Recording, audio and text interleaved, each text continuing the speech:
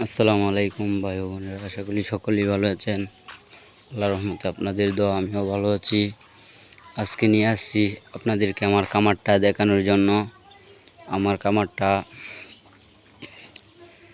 20 foot লম্বা, আর ভিতরে যে জায়গাটা আছে পাতায় রেবা, সেটা হলো 8 ফিট। ভিতরে চলে যাই ঘরের। আগে যে ভিডিওগুলো দিতাম সেই ভিডিওটা ছিল একটু অন্যরকম। এখন আমি ঘরের ভিতরে কোডা করে নিচ্ছি। আমার আগের যে বাচ্চাগুলো আছে 200 বাচ্চা, তাদের বোর্ডিং করা শেষ, তাদেরকে এখানে ছেড়ে দিয়েছি। তারা এখন অনেক সুস্থ আছে, এখানে দৌড়াদৌড়ি করতেছে, খেলাধুলা করতেছে, রীতিমতন খাদ্য খাইতেছে, এখানে অনেক ভালো আছে, দৌড়াদৌড়ি করতেছে, সুস্থ আছে। আবার আমার যে 200 বাচ্চার মধ্যে কিছু দুর্বল বাচ্চা ছিল, তাদেরকে আমি আলাদা করে রাখছি, এইখানে বোর্ডিং করতেছি তাদেরকে।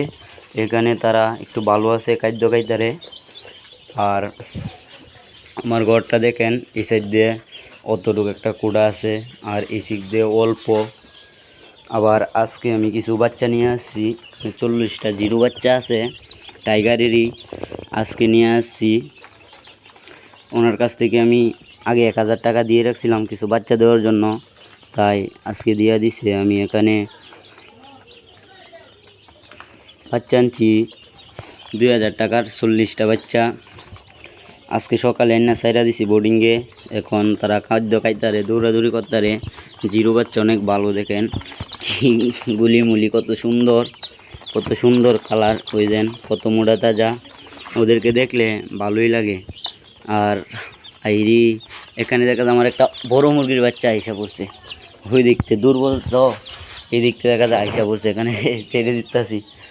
আসলে আজকে আপনাদেরকে দেখিয়ে দিলাম আমার কামারটা এতদিন পরিষ্কার ছিল না, আজকে পরিষ্কার করছি, রুমটি ঠিকঠাক করছি, সবগুলারে আলাদা আলাদা করে বোর্ডিং করতেছি। এখন তারা সবাই মিলে ভালোই আছে, আশা করি সকলেই বুঝতে পারছেন। আসসালামু আলাইকুম, ধন্যবাদ সবাইকে।